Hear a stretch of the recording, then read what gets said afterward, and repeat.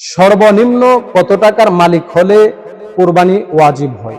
আসসালামু আলাইকুম ওয়া রাহমাতুল্লাহ। সুপ্রিয় দর্শক শ্রোতা, দেশ ও দেশের বাহির থেকে যে যেখান থেকে আমাদের ভিডিওটি প্লে করেছেন সকলকে জানাই আন্তরিক মোবারকবাদ। সুপ্রিয় দর্শক শ্রোতা, আজকে অত্যন্ত গুরুত্বপূর্ণ একটি বিষয় নিয়ে উপস্থিত হয়েছি। তা হলো, এক ভাই জানতে চেয়েছিলেন যে কুরবানি কাদের উপর ওয়াজিব হয় এবং সর্বনিম্ন কত টাকার মালিক হলে কুরবানি ওয়াজিব হয়। তো সুপ্রিয় দর্শক শ্রোতা, কথা না বাড়িয়ে সে ভাইয়ের প্রশ্নের উত্তরটি সংক্ষিপ্তভাবে আপনাদের সামনে উপস্থাপন করব ইনশাআল্লাহ।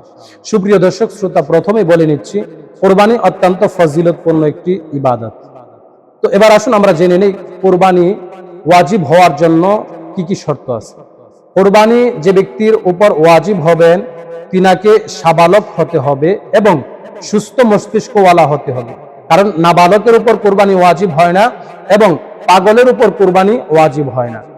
সুস্থ মস্তিষ্কওয়ালা সাবালক নারী এবং পুরুষের উপর কুরবানি ওয়াজিব হবে তখন যখন তাহার মধ্যে নেশাব পরিমাণ সম্পদ থাকবে।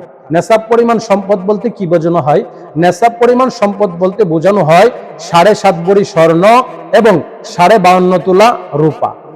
ফকিগণ বলেন 52.5 তোলা রূপা এবং 7.5 ভরি স্বর্ণ যদি তাহার মধ্যে বিদ্যমান না থাকে, তার সমপরিমাণ অর্থ যদি তার কাছে থাকে, আর ওই সময়টা কতক্ষণ বলে 10 জিলহজ ফজরের পর থেকে 13 জিলহজ সূর্যাস্ত পর্যন্ত যদি তার মালিকানাধীন এই 52.5 তোলা রূপা এবং 7.5 ভরি স্বর্ণ থেকে থাকে, তাহলে ওই ব্যক্তির উপর কুরবানি ওয়াজিব হবে।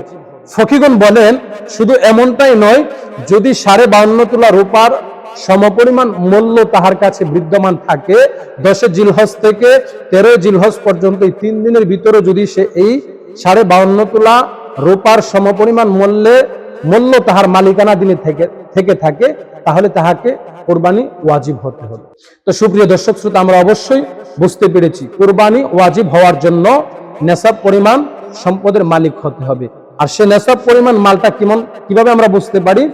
বলে 60 থেকে 70 হাজার টাকা যদি তার মালিকানা দিনে থেকে যায়, আর এই মালিকানা দিনটা যদি 10 জিলহজ থেকে 13 জিলহজ পর্যন্ত এর ভিতরে হয়ে থাকে, তাহলে ওই ব্যক্তির উপরই কোরবানি করা ওয়াজিব হবে। তো সুপ্রিয় দর্শক শ্রোতা, অবশ্যই কোরবানি অত্যন্ত ফজিলতপূর্ণ এক ইবাদত।